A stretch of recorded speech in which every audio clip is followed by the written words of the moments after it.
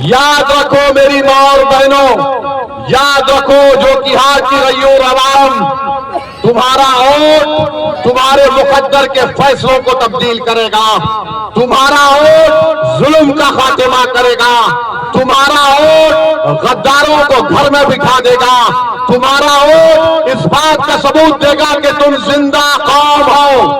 जब जिंदा कौम हो तो क्या तुम वोट दोगे पतंग छाप के नाम पर? क्या हम जिंदा कौम है या नहीं है बताओ? अगर जिंदा है तो फिर पतंग छाप वोट देंगे। बस आप वादा कर रहे हैं हमारे जाने के बाद, हमारे जाने के बाद हजरत इबलीस के लोग बहुत आएंगे, आकर तुमसे कहेंगे ये जज्बाती बात करता है, ये भड़काऊ भाषण देता है।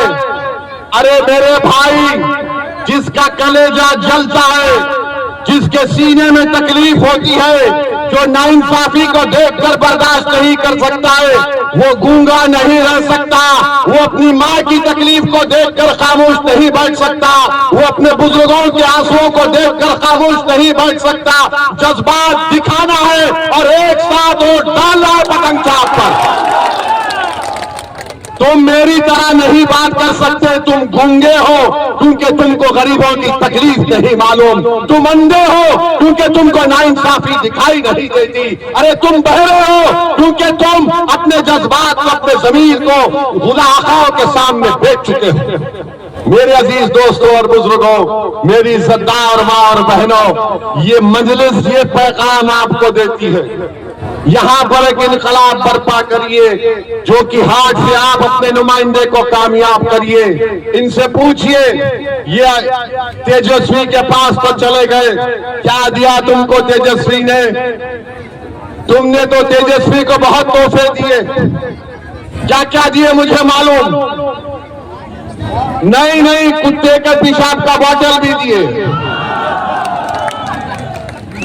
मैं नहीं बोल सकता वो बात, बहुत कुछ दिए, मगर उसको दिए, तुमको क्या दिए बताओ? क्या दिया तुमने जो कि हाथ की आवाम को? मालूम हुआ कि कोई कोचा दामन का गाड़ी दिया, बेटी का साल गिरा था तो बोला अरे आपकी बेटी हमारी बेटिया, ये ली 80 लाख की गाड़ी। किसी ने कहा अरे आप आए लो ये लो। अरे जालिमो, वक्त के फिरौन से इतनी मोहब्बत करते हो, वक्त के यजीद से इतनी मोहब्बत करते हो, मगर जो लोग गरीब हैं, जो लोग बेजुबान हैं, जिसने तुम पर भरोसा किया, तुम उनके लिए मर मिटने को तैयार नहीं हो। इन्होंने मजलिस को धोखा दिया, ओवैसी को नहीं धोखा दिया, इन्होंने आपको धोखा दिया। और ये वैसे लोग हैं कि अगर कल मोदी के सामने भी नीलामी करना है अपनी, तो कहेंगे कि सर आप बोली लगाइए, हम नाचने को तैयार हैं। मेरे अजीज दोस्तों और बुजुर्गों, हम तेजस्वी को ये पैगाम दे रहे हैं, अख्तरुल ईमान ने जो खत लिखा वो कमजोरी की निशानी नहीं थी। तुमने इतना दगाबाजी हमसे की, मगर हम बिहार में भाजपा को रोकना चाहते, मोदी को रोकना चाहते, इसलिए हमने आला ज़र्फी का मुजाहरा किया। हमने कहा 6 सीट दे दो, हमने पेशकश की, मगर याद रखो हमने हाथ बढ़ाया है। इस हाथ बढ़ाने को तुम अगर कमजोरी समझोगे तेजस्वी, तो हमारी तारीख गवाह है कि जब कभी हमने हाथ बढ़ाया दोस्ती के लिए और दुश्मन ने समझा ये कमजोरी है, ये हाथ बड़े ताकतवर और दराज है, ये तुम्हारे गिरबान के तार से खेलने के लिए भी तैयार रहेंगे। तो मेरे अजीज दोस्तों और बुजुर्गों, हम बीजेपी को भी कहना चाह रहे, मोदी अमित शाह को, कि तुम सीमांचल की जनता को बदनाम और बेइज्जत नहीं कर सकते। क्या जरूरत मोदी की कि सीमांचल में आकर कहते कि यहाँ पर बांग्लादेशी है? अरे मोदी जी, सीमांचल में कोई बांग्लादेशी नहीं है। हाँ, दिल्ली में तुम्हारी एक बहन बांग्लादेश की बैठी है, उसको निकाल कर फेंको बांग्लादेश में, उसको निकालो, लाओ उसको यहां पर सीमांचल में, हम उसको ले जाकर बांग्लादेश में छोड़कर आते हैं। बात हम बता रहे हैं, इसको बर्दाश्त नहीं किया जाएगा कि मोदी अमित शाह आएंगे सीमांचल में, घुसपैठी। अरे इलेक्शन कमीशन 65 लाख नाम निकाल दिया, एक घुसपैठी निकला। चूहा खोद कर तुमने, पहाड़ खोद कर तुमने चूहा को नहीं निकाला और बोल रहे घुसपैठी।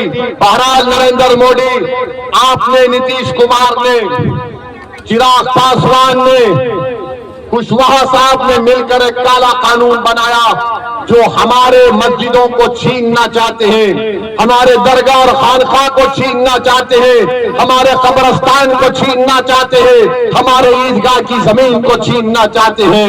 ऐ बिहार की आवाम, ऐ सीमांचल की गयूर आवाम, ऐ जो कि हाथ के मेरी इज्जतदार माँ और बहनों और मेरे नौजवानों, क्या तुम इस काला कानून के खिलाफ जमहूरी तौर पर खड़े होगे या नहीं होगे? बताओ। क्या तुम अपनी मस्जिद को दोगे? क्या तुम अपनी खानका को दोगे? क्या तुम अपनी शराब को खो दोगे?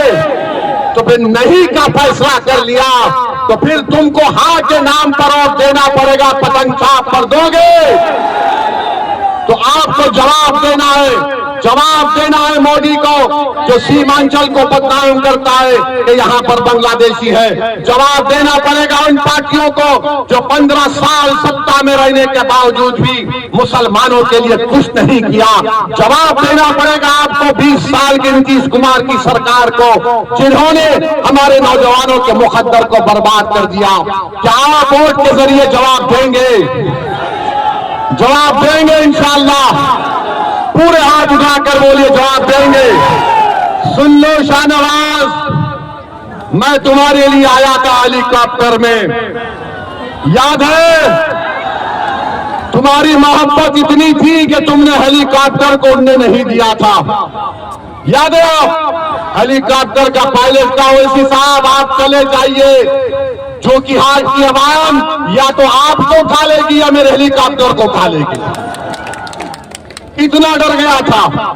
तुम भूल गए शाहनवाज कि तुम रोकर मुझे फोन किए थे। तुम्हारी जबान से क्या अल्फाज निकले थे कि कोई मेरा हाथ पकड़ने को तैयार नहीं। असद भाई, मैं आज लाचार हूं। अरे उस वक्त पर हमने तुम्हारा हाथ थामा था। तुमको यहाँ की अवाम ने अल्लाह के फजल करम से कामयाब किया।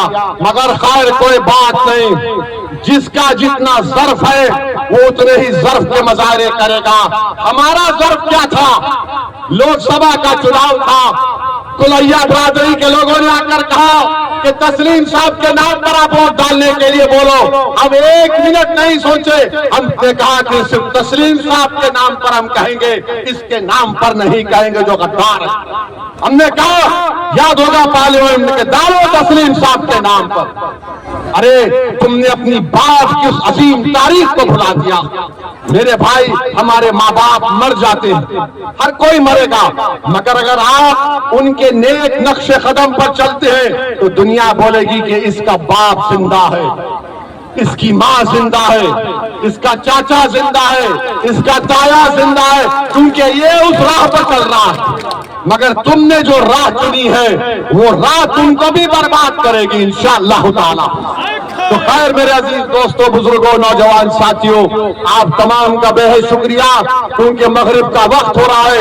मेरे साथ नारा लगाइए, सीमांचल की जनता जिंदाबाद, सीमांचल की जनता जिंदाबाद, सीमांचल जिंदाबाद।